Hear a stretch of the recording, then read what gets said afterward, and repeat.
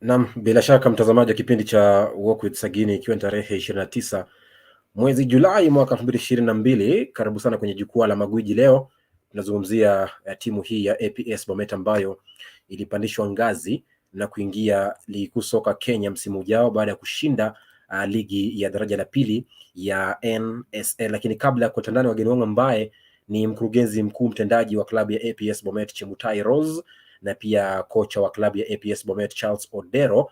Kabla ya hapo basi ni vizuri tuweze kupasha misuli moto kabla ya kuweza kuanza kipindi rasmi ndani ya Walk with Sagini Live.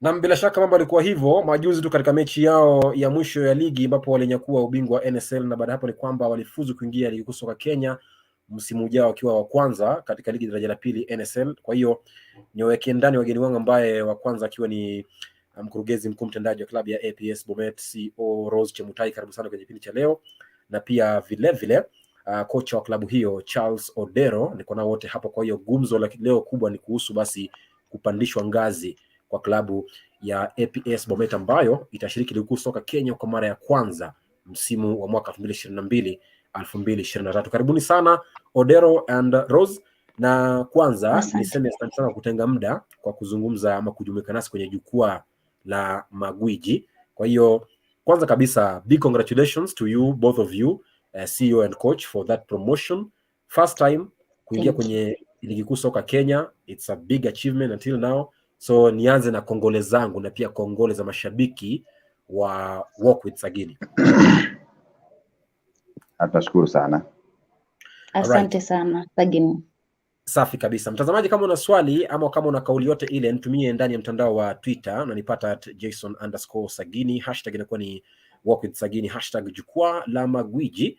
Alafu pia kama unatazama sasa hivi basi usiwe mgumu wa kushare na kulike na kusubscribe, na pia kuachia komenti yako hapo kuhusu basi kipindi cha leo. Lakini nianze na kocha Charles Odero, uniambie labda safari hiyo ya kushinda msimu jana ligi kuu soka NSL daraja la pili, how has the journey been msimu jana to achieve that feat, that success? Imekuwaje kwako kama kocha? Thank God first, the journey hasn't been that bad. I've been able with my technical bench and with the support of the management to take the team up to the Kenya Premier League. So haijakuwa rahisi, haijakuwa mteremko, imekuwa na challenges, lakini tumeweza kuachieve our targets. So nashukuru Mwenyezi Mungu kwa haya yote. Nashukuru pia fans wetu wamekuja katika wakati unaofaa, wakatusaidia kimawazo, kifedha, na ile moral support yao imesaidia team sana kuachieve penye watu wengi hawakutarajia kuweza kufikisha team hapo. Nashukuru. Alright, bila shaka kongole zake hizo. Na wa kwanza kabisa hapa nakwenda kwa jina la Dennis Njoroge, anasema kwamba big up.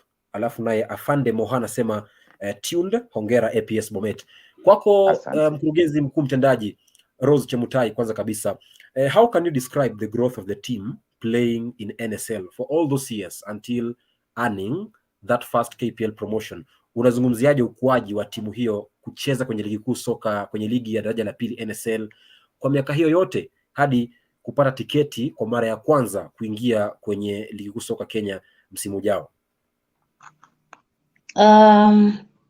Pia vile coach wangu amesema, we thank God as APS Bomet, it is a great achievement, and not as APS Bomet FC alone, also to the whole service, administration, police service.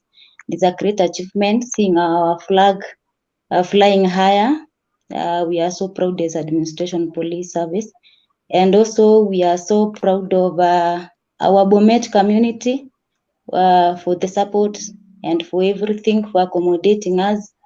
Of course, considering ourselves as police officers and law enforcers in the community, we thank God for the Bomet community that they welcomed us, and tumeingiana nao vizuri, so we thank God. When I come back to football, NSL tumeingia for the very first time we joined NSL in 2019-2020 season. That is after playoffs at Kisumu, playing against Ligi Ndogo. That is when we joined 2019-2020, and then also after 2019-2020 we survived relegation. 2020-2021, that is where we came, and we showed that also we were almost deserving maybe like a promotion, also because we were in position 6. We were able to gain position 6 2020-2021, and then 2021-2022, that is when we confirmed that we were champions.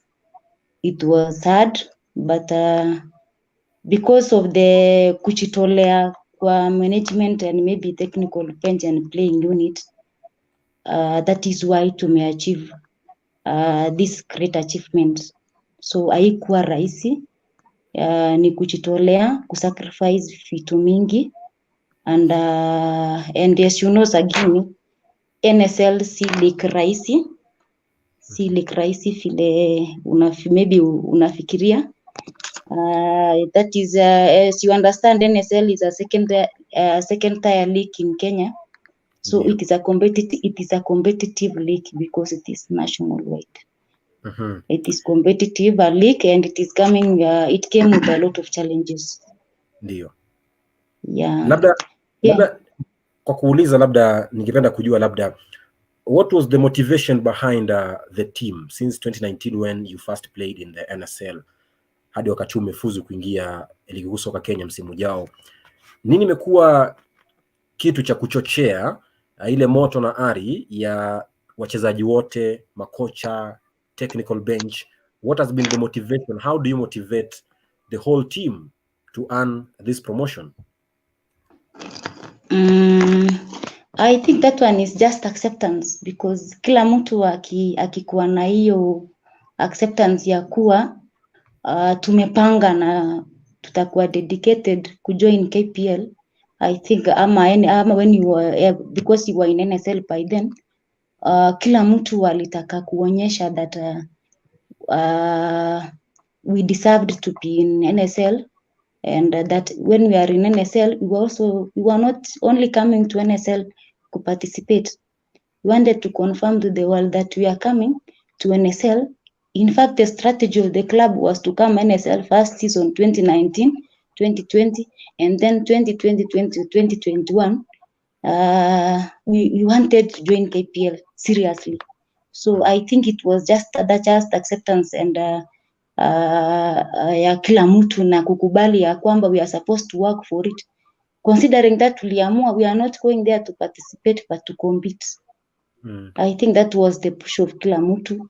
Kila mtu alikuwa na haja ya kucheza upper league, and cooperation and more so discipline. That is what we normally tell our players. Just discipline can take us far. That is what I always remind them. Ndio. Yeah. All right. Kwako kocha Charles Odero, labda kwa upande wako uweze kuniambia labda ukiangalia kama kocha msimu jana tangu jiunge na timu hii ya APS Bomet mwezi Machi mwaka 2022. It's only 4 months you've been at the touchline for APS Bomet. What can you term as your key point of success this season? Yani ukiangalia sema kwamba ni tulifanya hiki na kikaenda vizuri hadi tukafikia kuingia kwenye ligi kuu soka Kenya msimu ujao. What has been that key point of your success this season in NSL? Okay, my key point in my success was okay, vile tulisema mara ya kwanza that nikaleta vijana nikawaambia umuhimu wa kumtambua Mwenyezi Mungu kama ndio chanzo cha kuwa na ile knowledge, na ukiwa na Mwenyezi Mungu hakuna kitu cha kuzuia. So after that nika instill that discipline in them, in the team, ukakuwa na discipline. Alafu I made sure there was teamwork in the team. Njoo bila teamwork hakuna penye utaenda. So ukakuwa na teamwork, alafu nikawaambia umuhimu wa work hard. Without working hard hakuna kitu kitakuja rahisi. Alafu tukamalizia kwamba kila game yetu yote ni kwa finali. Mmoja NSL ni ngumu kushinda Premier League. NSL kila game must win. So hakuna ati unasema ni home ama away. Yetu wote ilikuwa ni must win.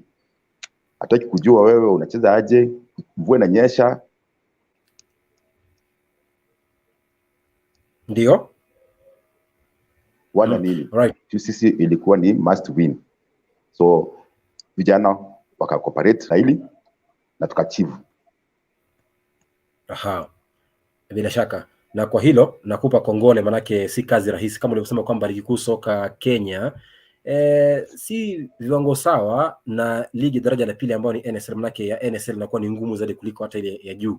Kwa hiyo mtazamaji, kama uko unafahamu ni kwamba timu hii ya APS Bomet ilikuwa kwanza katika msimu uliopita wa NSL wakiwa nafasi ya kwanza kwa alama 71, alama 2 mbele ya nafasi ya pili Fortune Sacco ambao nao vile vile pia walifuzu kuingia ligi kuu soka Kenya.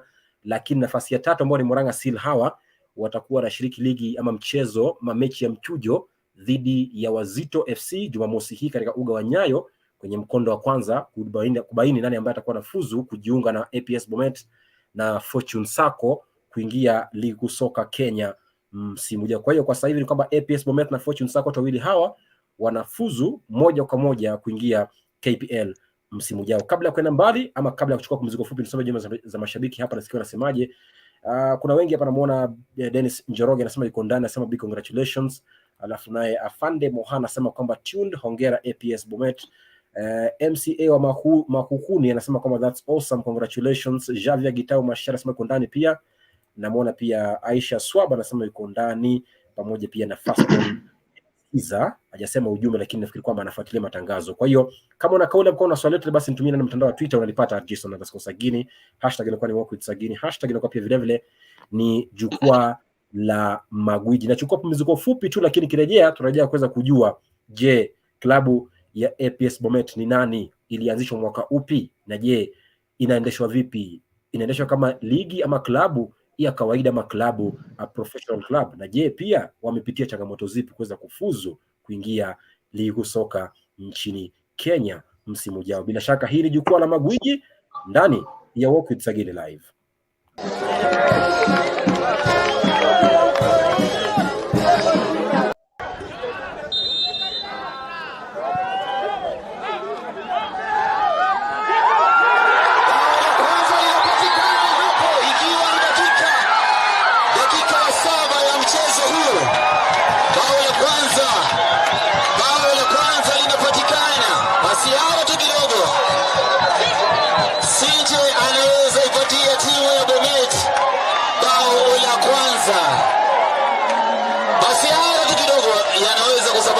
Mambo makubwa sana mwenzangu.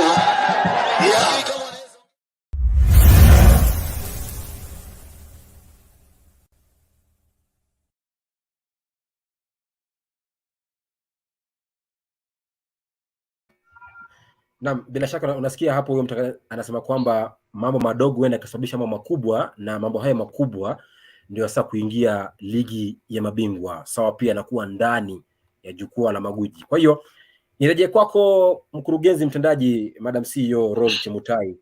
uniambie, can you give us who is APS Bomet? Hii APS Bomet ilianzishwa mwaka gani, inatokea wapi, inajumuisha kina nani na inashiriki ligi gani? Kwa sababu kwamba inashiriki tu ligi kuu soka Kenya msimu ujao, lakini hatujui ilianzishwa mwaka upi. Kwa hiyo give us a brief history of the club APS Bomet. APS Bomet was started in the year 2014, but towards the end of 2013, this team came into inception on 2013. But 2013 it was not meant for competition. This team was started by the then county AP commander. Then was the SSP Adan Abdullahi, currently the commandant border police unit. By then he was the county AP commander Bomet. Myself, I was SOA staff officer at his office. So during 2014, that was when county governments were coming in place. Devolution was taking shape at the county level. So in Bomet, there was a lot of conflicts, whereby in most cases you could experience riots like every day. And I was even by then in charge QRT. There was a group called QRT. So residents of Bomet could challenge any issues that were rising through demonstrations. So as a law enforcers, we were forced every now and then. We are just outside trying to quell the riots. So my boss was like, we should not be using this tear gas and chasing ourselves up and down, because also there was no good rapport between police officers and the civilian. So we saw that there was need to bridge the gap between the police officers and the Raya of Bomet. That is when my boss could dialogue with them. Instead of going to do police work, here is where a boss has started converting it to be a dialogue meeting.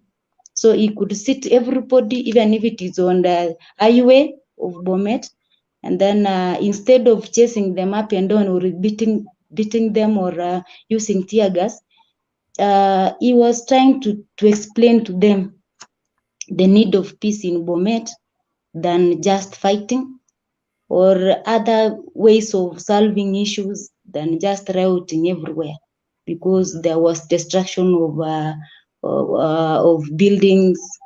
So my boss could convince them, and while dialoguing with them, you could just find that most of those who were involved were just youth, especially border riders. They were no aging people, they were just youth. So my boss was like, why don't we engage this youth? Why don't we do a sport activities? We can start all sport activities as much as we can.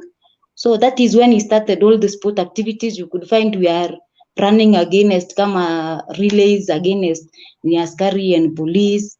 If it is football, there is a police team there and a civilian team. So we started solving some issues, because now you find people, instead of rioting, they could come to us and telling us we are supposed to do, telling us there is a problem here, Afande, why don't you ask for us this? So that one, it was something achieved. We were able to solve some issues. We were able to avoid some issues. So among these sport activities, we were able, football was the most loved sport activity in Bomet. Here you could find most of the youth now engaging in football. So there was a team of askari at first, 2014, 2015. There was a team of askari. There is a team of civilian here. They are competing, just competing among themselves. Then after achieving that one, my boss saw that it was a peer and entertainment thing for askari. So he started seeing that askaris also were loving it. So we started registering the team, and we started playing from the lower league, that is the branch league, and we sailed from branch league to county league. And unfortunately, on the year 2016-2017, That is when my boss was transferred to Lamu. And there was another incoming county AP commander. But you see what Sagini, people are different. So when that boss came, he was not pro sports. So I had a challenge. Here is Askari coming to request you, madam, here you need to really step in and assist us. It's just assist us, we have talent, and we promise you we are going to work. That is when I started listening to these Askaris. And because you are seeing you are achieving most of, you are able to address community policing issues here. So when they approached me, I accepted to take the challenge. Even though I had no resources, I accepted. Because for my boss, it was easier for him because as a boss, maybe there is something hapa na pale anaweza fanya, kuna some resources inaweza patikana. Yani mimi, I was a junior officer. And maybe I had no resources, but I really thank God because after kukubali, tulikubali tunarudi kucheza Division 2. That time we were in Division 1. But I felt I had no money for registration. I had no money for the upkeep of players. So I accepted we be taken back to Division 2. So that I strategize, I come back to Division 1. We went to Division 2. And God willing, we just came to Division 1. So at least I had some time to study the league. Division 2, you can imagine. Even if I was a fan of football, but I was not into it at first. So we went back to Division 2. We came back to Division 1. Division 1, we struggled even if we had no resources. But we thank God also we gained promotion. But we gained NSL promotion through playoffs. We were playing against League Ndogo in Kisumu. That is when we were promoted to NSL. So I think that is the brief history of APS Bomet. APS Bomet is a service football club, but there is an element of community club. Yeah. All right. Great. Kwa hiyo it's 8 years now since APS Bomet it started. Kwako kocha Charles Odero amezungumzia historia fupi kuhusiana na klabu nzima ama mabingwa wa ligi ya NSL msimu wa 2021-22. Sasa kwako kocha Odera, kwa yule ambaye hakufahamu, hebu tupe history fupi tu kuhusu kama mchezaji, maisha yake uchezaji na pia kwenye ukocha. Umekuwa mchezaji wapi kabla ya kuja kwenye ukocha, na pia kwenye ukocha umekufunzi timu zipi na zipi na ulianza lini michezo kwa ujumla?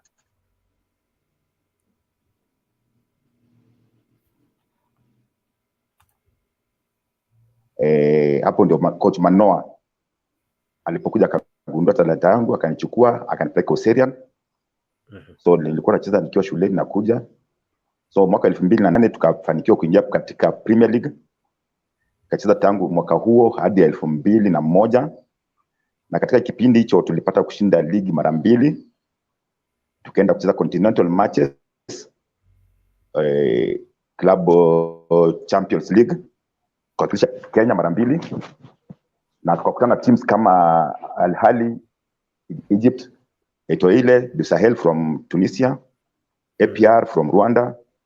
Kaza kutana na team za Ethiopia hadi timu ilipokuja ikavunjwa. Hapo nikasafiri hadi kwenda Chemutai tangu mwaka 2002 hadi mwaka wa 2015 nikikuwa mchezaji. Na katika mwaka wa 2005 tukaweza kuchukua Moi Golden na Chemutai, tukaweza kuwakilisha nchi katika Eastern Central, hiyo Moi Golden Eastern Central Cup. Hapo tukacheza kwa tukiwa under coach Manoa.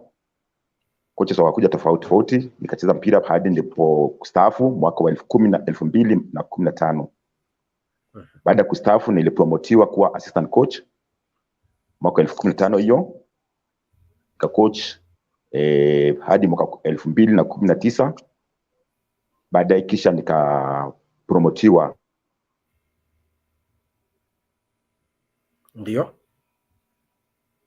Wakati coach mkubwa alipotoka, kwa sababu nilikuwa for muda kama mwaka mmoja hivi. Timu ilipovunjika, nikatoka nikasafiri nikaenda kucoach timu ya Hot Stars Kisumu. Kwa mwaka baada kisha corona ikaingia, Moroni kanichukua mwaka wa 2020. Mwaka wa 2020 season ya 2020 hadi 2021 nikacoach huko katika kipindi cha first leg kidogo. Sikumaliza hata, nikaapproachiwa na CEO Madam Rose na Afande Abdullahi, wakaniambia nina kazi kwenda kushakilisha hiyo timu yao ya APS Bomet. Ilikuwa ni changamoto kubwa, ilikuwa kazi ngumu kwa sababu timu ilikuwa katika position, ilikuwa inazungukia hapo 1 2 3 na ilikuwa ni hot seat. Nafikiri makocha wengi waliogopa kuenda hapo, lakini mimi sikuogopa kwa sababu nilikuwa na good performance pia nikiwa Moroni, na nilikuwa na hakika na wale vijana uzuri. Pia vijana wale walikuwa hapo ni wale tulikuwa nao katika ile Chemeli Youth, so haikuwa kazi ngumu kuongoza.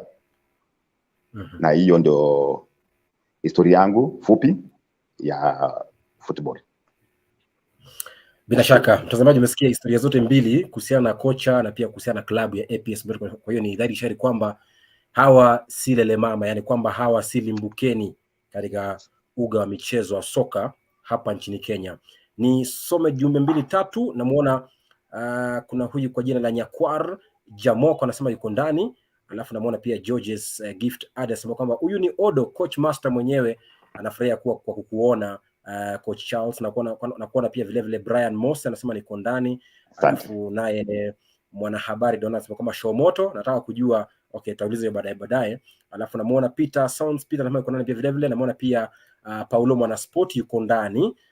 Sawa pia na Kosi Masha yuko ndani pia vile vile, na wanasema kwamba mambo ni halwa. Sasa haraka upesi mabingwa, labda tuzungumzie, nikuja kwako Rose uweze kuniambia how do you run APS Bomet as a professional club, because next season in the KPL one of the requirements of a club is that you must follow the CAF and FIFA club licensing rules, and you must run a club professionally. So how do you run APS Bomet as a professional club?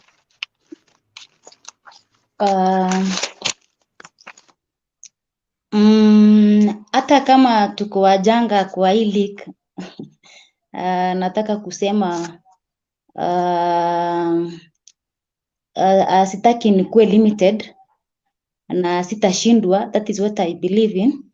I always like taking bigger challenges. Personally, sikuangi muoga, na as APS Bomet, I think we've tried to comply with most of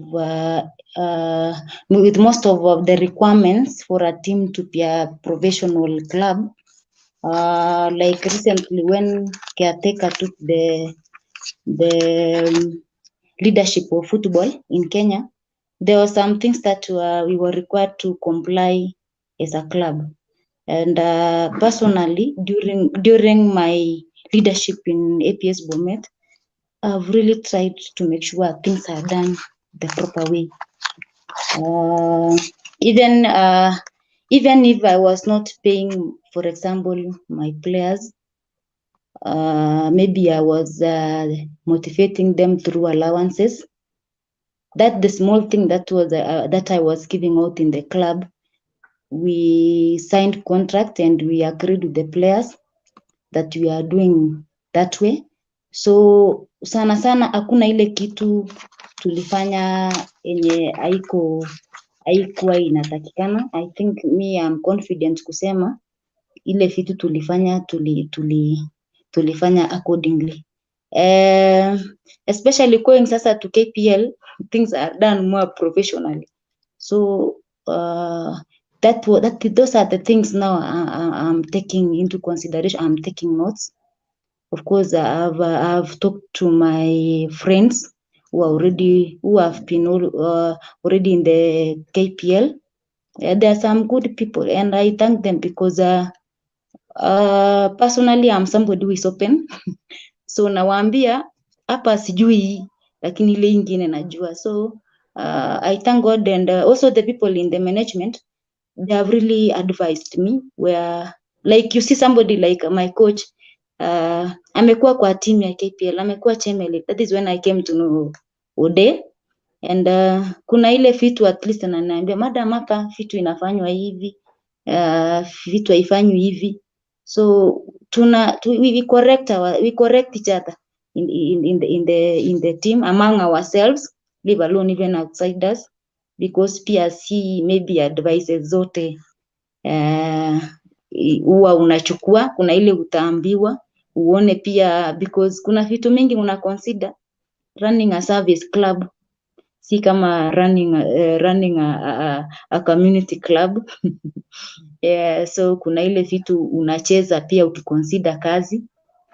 Utaenda tu vile watu wengine wataenda. And labda nije hapo yes, hapo Rose, how has it been for you running? Imekuwaje kwako kuwa kwenye kilele cha uongozi wa klabu ya APS Bomet? What are some of the challenges? Changamoto ni kama gani ambazo umepitia kama CEO wa klabu ya APS Bomet katika miaka yako ya kuwa kwenye kilele cha kuongoza klabu kama hii? Challenge sana kwa football, sana kwanza, everybody believes that it is a male dominated thing. So at some point too, kuna ka reaction tu mtu akisikia, when somebody just hear that Rose Chemutai, there are just those many questions that people would like to ask, but vile nimesema, I am somebody who always believe in myself. Challenge ingine, especially these leagues, I think tumekuwa na challenge kama like running the club, the leagues, because there are challenges maybe with, if I may be frank, with FKF, there were some challenges, 1 or 2, even if they were trying to be more professional, maybe like the other ones. So there were challenges there with the leadership of football here and there. Sana maybe handling of complaints and what have you, because sometimes you feel here it was supposed to be done this way, but imefanyika hivyo. And sana pia kurun any league, football league, kuna financial constraints. Considering our club hatujai kuwa na sponsor. For your information, we don't have any sponsor as APS Bomet tangu tuanze maybe league. And maybe when I just want to thank former Governor Bomet. That was when he was in leadership of Bomet. Alitusaidia, alipeana pesa to all clubs in Bomet County, na akuona hii ni askari. Alisaidia sisi wote, hizo clubs zote zilikuwa Bomet. So I'm just saying, hatujakuwa na sponsor. Kuna players welfare. That is one of another challenge, because player hawezi kuja hapa na usiangalie maybe akipi yake, unafaa umotivate, upatie kitu ndio akupatie results. Kuna sickness ama kuna injuries kwa uwanja, ana expect you deal nayo. So I think those are the main challenges that mimi so far nili experience and expecting leagues. Alright. Labda kabla kuja kwake kocha, bado nije kwako bado Rose Chemutai aweze kuniambia labda wakati ambapo mwezi Machi mwaka 2022 ndio wakati rasmi ambapo mliweza kuangalia rasmi baada ya kuachana na kocha ambaye alikuwa ni Benedict, kama sijakosea, Benedict someone, sikumbuki nani, lakini alikuwa ni Benedict somebody na alikuwa ni kocha wenu. Baada ya kuondoka kwake ukaamua kwamba utakwenda na kuchukua ama kusaka huduma za kocha huyu kwa jina la Charles Odero. Labda what did you see in Odero to settle for him as your coach in March this year after playing 7 games without a coach? What did you see in Odero that you couldn't see in Benedict? Sincerely speaking, Benedict hakuna mahali tulikosana. Maybe tu alipata greener pastures, because pia natambua ile kazi Benedict alifanyia APS Bomet. Like I told you, 2019-2020 we survived relegation because of COVID. I think it was number 17 or 16. So pia Benedict Wanjala alisaidia team, so siwezi sema tulikuwa tumekosana, but alipata greener pastures. That is when he went to Mombasa Elite towards the end of February, and then that is February, and then sikuwa na haraka, nikasema hii sasa tutangangana hivyo. We played some matches without a coach, but there were some assistant coaches like assistant coach Oscar, assistant coach Dashan, those are officers, so waliamua kuchukua pia challenge ya kulead technical bench. I also appreciate their work. So for Coach Ode, there were many people who applied for this position, but after just kusoma some CVs of them, I saw that just something was pushing me to Odero, and pia there is that maybe especially weakness sasa ya kwetu, we investigate. We hatutaki kurush, so nilikuwa nataka a father figure, because you find that my players are young, most of them hata ametoka shule, some are 19-20 years, so I wanted somebody yule atawachukulia kama wale waelewane, ataleta shida, atakuja kuleta changes mingi kwa club. So and even talking to Ode, because wale wali apply, I could just take a simu niwapigie simu, ile reaction tu utapata nasikia huyu ni soft spoken person. I can even pick him, and pia from watu walikuwa najua, you could just see pia alienda Moroni, and then already was showing results, already hapa ameonyesha interest, he can join the club. That is when I tried just to look for him, and I thank God he came and maintained, because I was worried. You can bring in somebody who come and bring a lot of changes in the club, and my club was just, my boys were just okay. They were number 2, 3 up. So Ode came and fitted in properly, very well in our all qualities we were looking for in a coach, was just some NSL or KPL experience and also as a player. So we wanted at least ile mtu amekuja anaelewa mpira, maybe he came from being a player, akona experience kwa NSL or KPL. So that is when, and I knew to some just history. When you Google about Ode, you could just ungepata alikuwa Chemeli, Loserian, sijui what. So mi nikaamua tu, and he has performed. Yeah. He has performed. Coach Odero, miezi minne tangu alipokuteua Rose Chemutai kuwa kocha wake mkuu wa APS Bomet, wakati ambapo alikuwa anawania kuingia kwenye ligi kuu soka Kenya, akakuchukua na akakuaminia kwamba una uwezo wa kuipeleka timu ya APS Bomet kwenye ligi kuu soka Kenya KPL.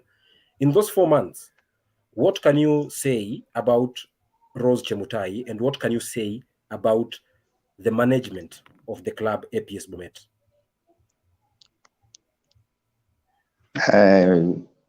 Madam Rose has been a mother figure.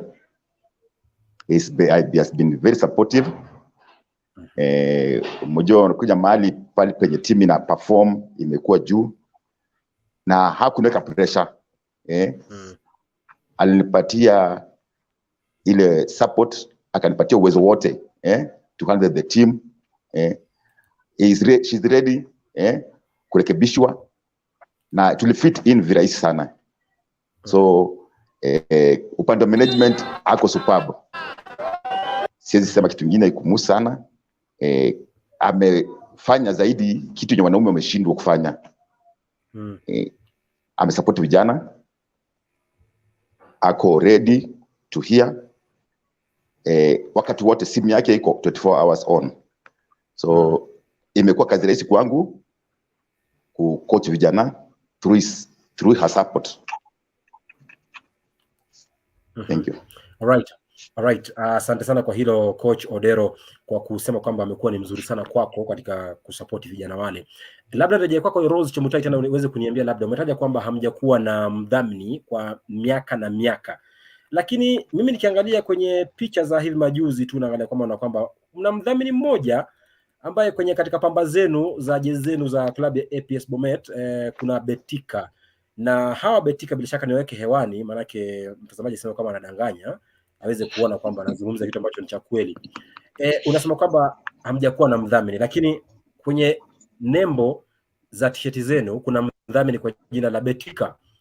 Imekuwaje? Kwanza mliwapata ama bado ni kubambanya bambanya? Are they official sponsors or not? Sagini, if you can remember, when you were under federation, the betting firm that was sponsoring NSL League, second tier league in Kenya, was Betika, and they were the providers of balls, some merchandise like balls, t-shirts. So that's why pia unaona pia hata kama unasema huwa na display kwangu, unaona hata table standing pia tu iko na Betika NSL something. So I think those were just provided for by the sponsor. That is wali to sponsor the first league. Yeah, that is what I can say, but they are not specifically direct to APS Bomet. They were sponsoring the league. Yeah. All right. Kwa hiyo labda tuseme wewe kama mkurugenzi mkuu wa klabu ya APS Bomet, because next season currently the top tier league doesn't have an official overall league sponsor. Initially last season we had an official overall league sponsor, lakini aliondoka kabla msimu kukamilika. Next season, if things might change, an official sponsor, an overall sponsor for the league might come. But you understand that that overall sponsor for the league isn't enough to run the club. So you have an extra mile or an extra homework to do in order to get that sponsor who will be sponsoring your club only, specifically. And if you combine hela za mdhamini wako na hela za mdhamini wa ligi kuu Kenya, basi itakuwa ni umejaza kibaba, manake ile haba na haba ya pale mbili itakuwa inajaza kibaba. Kwa hiyo you as the CEO of APS Bomet, Rose, what are you currently planning to do in order to curb that virus of not having a league, a club sponsor, which is currently a menace to a lot of clubs in the Premier League, to an extent whereby clubs are being forced to forfeit their matches? What are you doing in order to avoid such a scenario whereby you will have to forfeit a match because you can't honor traveling expenses, you can't honor a match, you can't pay your players in due time? What are you doing? We are not, in fact, that is the stress I have, and I know God is going to provide in a serious note. We are looking, as APS Bomet FC, we are looking for a sponsor, and we are praying that there will be maybe a sponsor that is sponsoring the league. And I'm just encouraging those prospective sponsors outside there. There is a home in Bomet. If you can listen to me, just come, welcome you. And maybe the challenge, Sagini, I know why maybe sponsors, they have not been open to us. I think they think that this team is more of a service. Maybe hawajaona kama we are also, we can be sponsored. So I'm just confirming to them that they can just come forward and assist. We have talent in Bomet. So all sponsors are welcome. That is what I'm working on currently. Of course, I'm running up and down, and I know we'll get a sponsor. All right, Rose, you understand that there's something called the bargaining power or the bargaining chip in order to get a big sponsorship or a favorable sponsorship for your club. And also there is this asset of something that is attractive.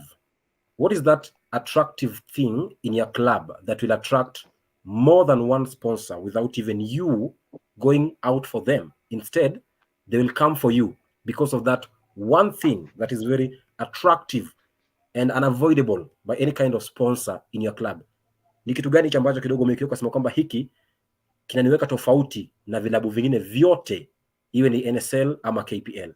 What is that one thing that is so special with APS Bomet? For APS Bomet, I can say it is the performance that will sell us. That is from Kitambo. I even tell my boys, by working hard, we'll get sponsor. And that is what I believe in. When you post good results, people will come for you. And I want also people, I will encourage people to see this team as a team that is not in big towns. And after saying that, it is there mostly to address community policing. So I would like that people should just waone ile issues we are trying to address in the community. And I think that is unique for us, especially addressing things of community policing in Bomet, in South Rift, in Rift Valley, and country at large. I'm seeing that one guarantees to be a unique club.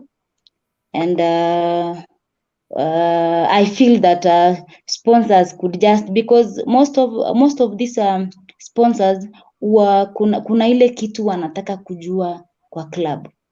Na kama wako na any tashwishi ama they want to know more about APS Bomet, they can always contact us. So any sponsor is just welcome. I think one thing that is missing in that whole statement is accountability and marketing strategy for the club that you have as APS Bomet. How accountable are you, and how marketable are you as a team itself, or as an entity, or as a brand? And also the performance, you've mentioned it, and it's one of the major factors that is keys in bringing in sponsorships. Kabla kuja kwako Charles Odero, nisome jumbe mbili hapa nione mashabiki wanasemaje. Namuona Junior Mwena anasema kwamba yuko ndani, alafu namuona pia Florence Kamende Mulio anasema ndani kabisa, alafu naye Paulo Kenya anasema kwamba tuned in as always, alafu namuona pia vile vile Oscar Guamoni akiwa YouTube anasema kwamba ni Oscar assistant coach wa coaches na ni jamaa wa nguvu sana. Asante pia Oscar Guamoni, na pia kongole kwako, manake bila wewe, bila kocha Charles Odero, hatungekuwa hapa leo tukizungumzia klabu hii ya APS Bomet. Sasa kwako kocha Charles Odero, lakini kama una swali mtazamaji, unaweza nitumia ndani ya mtandao wa Twitter @Jason_Sagini au kwenye comment section hapo chini, uniambie swali lako ni lipi kwa wageni wetu ambaye ni mkurugenzi mkuu mtendaji wa klabu ya APS Bomet Rose Chemutai, na vile vile pia kocha wa klabu hiyo ambaye ni Charles Odero. Sasa kocha wangu Charles Odero, niambie as a coach, Rose amezungumzia kwamba kumekuwa na changamoto msimu jana, vuta ni kuvute hapa na pale kati ya shirikisho la soka nchini Kenya FKF na wizara ya michezo, ikapelekea hadi FIFA kutufungia nje ama kupiga marufuku Kenya kwa muda ambao hujulikani kujihusisha na masuala ya soka katika bara la Afrika na pia nje ya Afrika. You as a coach, ungependa kuwe na mabadiliko gani msimu ujao, mnapoingia msimu ujao ligi kuu Kenya, kabla ya kucheza mechi ya kwanza ya ligi kuu Kenya? Mimi kama coach ningependa kuwa mabadiliko kidogo kwa upande wa federation.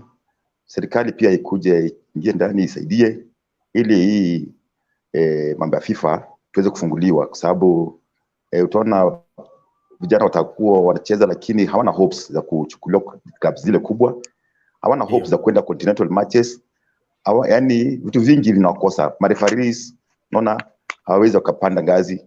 So tunaomba FKF na serikali na FIFA come in ili tunapoanza season mpya mambo yaanze kufunguliwa, kwa sababu bila kwenda national team hakuna exposure mzuri tutapata. Tutacheza tu ligi zetu hapa ndani, mwisho unaishia tu hapa. Kingine ningeomba sponsorship.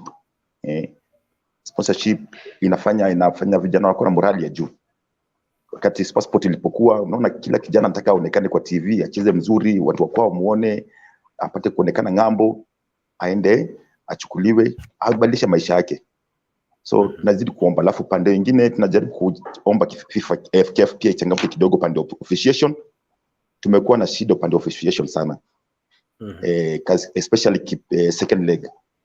Una teams mingi zina complain, unaona marefari wanako kwa mtandao na sio kitu kizuri.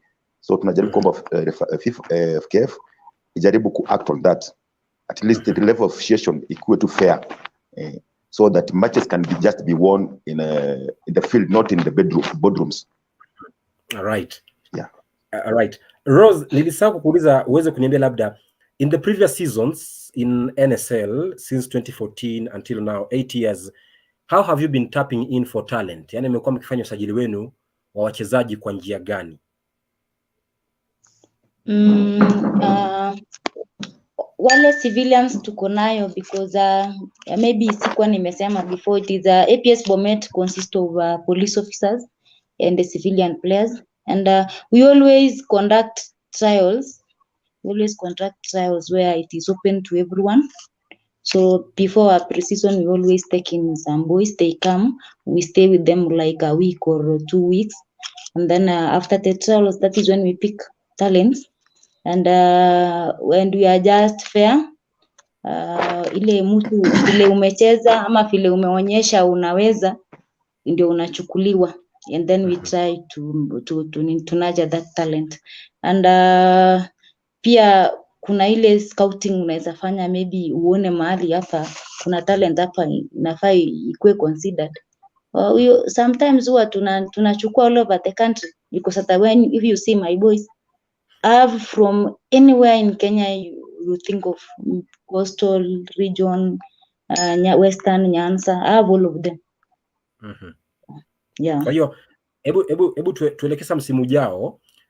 In the past tumeona kwamba timu zinazotoka kutoka NSL na kuingia ligi kuu Kenya, kwa mfano Wazito FC ilipotoka ligi kuu Kenya, ligi kuu NSL ikaingia ligi kuu Kenya, they did a squad overhaul of the whole team, and they got in new players, and they got in new experience. Same happened last season with Kenya Police FC. They brought in a lot of experienced players who have been in the league, who have been outside the league, who have been outside Kenya, Uganda, Rwanda, hata DRC. With you as APS Bomet, should we expect a squad overhaul this transfer window, or what are we supposed to be expecting?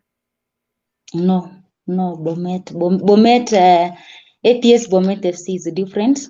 I believe in my boys. We've come along with these boys. I understand them very well, and even my coach can support me in that one. We've accepted that we are going to work with the boys we have. We'll only bring in two or three experience in the team, maybe from KPL. Tutakaa chini, so this week before maybe tuanze pre-season, because pia tulimaliza late, vijana wako nyumbani, and then they are coming back. So there is these people, though, this experience coming to Bomet, and tunatafuta tu moja mbili hapa. Tutaki watu wengi. We are not doing an overhaul of the team. I believe in the boys. All right. Kocha Charles Odero, nataka uniambie, labda usimwogope CEO wako cha Rose Chemutai, nataka uliweke wazi hili. Manake ni swala nyeti, lakini usimwogope, manake pia ni njia moja kupitisha ujumbe wako. Labda umekuwa na timu hii kwa miezi 4 na umefuzu nao kuelekea ligi kuu Kenya msimu ujao, na anapozungumza Rose anasema kwamba hatofanya kuleta ama kuwafurusha wachezaji wake wengi na kuwaleta wengi kwenye timu ambao wana ile experience, na ni imani kwamba pia atakuweka katika timu hii msimu ujao. Wewe kama kocha, msimu ujao mkiingia kwenye ligi, kama alivyoahidi kwamba hatafanya squad overhaul, where do you need to improve as a club in terms of the team? You as a coach, where do you need to improve as a club? Improvement tu ni upande wa maybe welfare kidogo tu, lakini hakuna shida upande wa playing unit. Vile amesema tu ana trust kwa vijana pia the same, because we are sailing in the same boat. Wakati mwingi unapata tunakutana jioni, tunaongea, tuna discuss, na yeye huwa hajai interfere na program yangu. Anakuambia coach, wacheza part yako, acha nicheze part yangu. Hakuna wakati wote atakuinterfere na squad yako, na hata hiyo mambo ya overhaul haijaingia kwa kichwa yetu, na hata tuwezi pendelea, kwa sababu mimi niko kwa Premier League, nimeona ile uzuri ama ubaya wa kufanya overhaul. So pia sio kiutu, pia haitakuwa vizuri vijana wameng'ang'ana hadi wamefikisha timu hapo, alafu ukakuja ukafanya overhaul. Mimi na imani kwa vijana, nimekuwa kwa hiyo Premier League, najua wanaweza. Ile tupata mabadiliko vile madam amesema, tutaleta tu changes kidogo tu, at least 3 experienced players, ili motivate hawa wa boost kidogo. All right. Labda hapo kwa small changes hizo nataka kuzijua ni gani haswa, Charles Odero. which kind of players? Ni mabeki, ni washambulizi, ni kiungo cha kati, ni goalkeeper, ni naibu kocha, ni team manager, ni physio, nani hasa? Weke wazi Charles Odero. Umeona tulikuwa na upande wa kufunga bao, umeona tulikuwa tunafunga bao moja. So upande huo tutajaribu kuongeza mtu mmoja tusaidie. Katikati pia tuongeza mtu mmoja, na katika defense lazima tuongeze pia mtu mmoja ili kuweza kuonesha hawa watu njia katika Premier League, kwa sababu Premier League ni more tactical. So tutataka wale experienced waweze kuwa guide. Kwa vijana na uwezo, lakini sasa tu ile mtu kuwa guide ndio tutaongeza. Yeah. Alright. Nafikiri mkurugenzi mkuu mtendaji Rose Chemutai amelisikia hilo, na ni dhahiri shari kwamba utamwaga dola, lazima umwage dola kocha Charles Odero waweze kuwafikia malengo yake msimu ujao kwenye ligi kuu soka Kenya. Labda Rose, currently have you signed anyone? No, we are preparing this week. Right. Coming Monday, Tuesday, we are signing some people.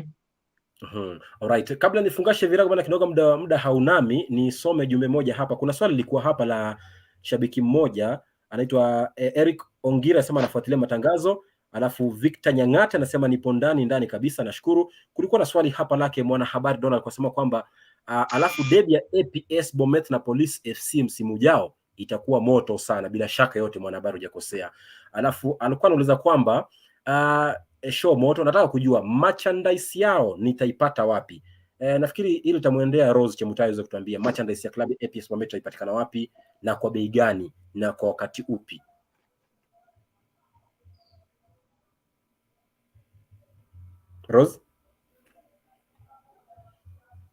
Rose kama unanipata? Hello. Alright, nafikiri nimempoteza hapo Rose kidogo. Atakuwa ananijibu muda si mrefu. Kocha, kabla ya kurejea kwake Rose aweze kujibu swali hilo, Charles Odero kama unanipata, uweze kuniarifu labda msimu ujao mnalenga nini? Wewe kama kocha, what are your realistic targets as a coach next season in the KPL? And the KPL league is more tough, but NSL is more tougher than KPL league. So the realistic position ni kwamba mimi nimeingia kuingiza team Premier League na kusaidia kubaki katika league, sio just participate but kumaliza katika position nzuri. Na imani vijana wangu naweza, na my technical bench and with the support of management, najua kwamba mafans wetu wakuwe na hakika tuko msimu juu ya msimu kucheza na Mungu akiwa pande wetu, mtaona matokeo ambayo APS Bomet FC itakuwa kileta. Kwa hiyo mnalenga nafasi gani? Ni top 10, top 5, top 4 ama top 15? Nafasi gani hasa katika kundi finali? Kwanza ni kubakisha team katika league, na katika wakati wa kutafuta kubaki katika league tunataka tumalize top 10. Alright, bila shaka. Labda manake ameondoka Rose Chemutai, kulikuwa changamoto za kimtandao. Swali hilo lake mwanahabari Donald unaweza kulijibu, labda merchandise ya klabu hii tunaipata wapi na kwa bei ya aina gani? Merchandise nafikiria management imekuwa kishughulikia, na karibuni tutakuwa na merchandise, kwa sababu unajua katika Premier League kuna colors zinahitajika za home colors na away colors. So kunaendelea discussion ya management merchandise itengezwe kala gani, lakini iko katika harakati ya kushughulikiwa. Alright, sasa nataka uzungumze na mashabiki wa klabu ya APS Bomet uweze kuwaambia labda unawaahidi nini msimu ujao, manake najua kwamba wana mchecheto, wana ari na pia vile wana nguvu ya kutosha, wakiamini kwamba msimu ujao wanakuja kufanya majanga, manake umeshasema kwamba msimu ujao mnalenga kusalia kwenye ligi. Labda what do you promise your fans next season as APS Bomet as a coach and also representing the whole fraternity of APS Bomet as a club? Kama fans wetu, kwanza kurudisha shukrani kwa support na kuhakikishia kwamba mtaenjoy kuona football ya APS Bomet. Entertaining football, mpira utakuwa flow vile najua mmekuwa kipenda kuona mpira yenyu chezwe. Sasa tunakaribisha kushangilia home and away, mtakuwa kiona Gor Mahia FC vile mmekuwa kitamani. na mwakiko na kika kuona ushindi, sio ku just participate. Msiwe na wasiwasi, timu yenu ina uwezo wa kuweza ku-achieve. Asante. Bila shaka kufikia hapo mtazamaji, sina la ziada. Niseme asante sana Charles Odero, kocha wa APS Bomet, na pia vile vile umpe salamu zangu na pia asante zangu mkurugenzi mkuu mtendaji wa klabu ya APS Bomet Rose Chemutai, ambaye ameondoka kwa nafikiri kwamba changamoto ya mtandao, lakini mpe shukrani zangu, manake imekuwa ni bomba. Nashukuru kwa kutenga muda kuzungumza nasi na klabu ya APS Bomet tangu ilipoanza, safari imekuwaje, na pia msimu ujao malengo ni gani hasa. Kwa hiyo mimi kama askofu mkuu wa michezo ulimwenguni Jason Sagini ninawaombea na pia nawatakieni kila la heri msimu ujao katika ligi kuu soka Kenya. I can't wait for Police FC versus APS Bomet and also Ulinzi Stars versus APS Bomet. Those are two derbies which I'm looking out for next season. So thank you very much Odero, and have a lovely night. Thank you too. Thank you too. Wape salamu pia vile vile wachezaji wote, nahodha, naibu kocha wote ambao siwajui, wape waambie kwamba nimewasalimu na pia nawatakia kila la heri katika msimu ujao kwenye ligi kuu soka Kenya. Shukrani sana. Alright, mtazamaji pia nawe niseme asante sana, manake umekuwa nami tangu majira saa 2 kamili hadi saa 3. Nasema asante, manake bila wewe mtazamaji sisi hatupo, na bila shaka siku zote sele kwamba michezo ni yetu na spoti ni sisi. Kwa hiyo uliyetuma ujumbe nasema asante, kwa hiyo uliyetazama nasema asante, kwa hiyo uliyeshare nasema asante. Hadi Jumatatu kuanzia saa 2 hadi saa 3 kipindi cha Jukwaa la Mashabiki, nitakuwa hapa tena kukuarifu Ulaya kunaendeleaje, kwenye Commonwealth kunaendeleaje. Mimi nimekuwa wako Jason Sagini, askofu mkuu wa michezo ulimwenguni. Kama ilivyo ada, michezo ni yetu na spoti ni sisi. Kuwa na usiku mwema.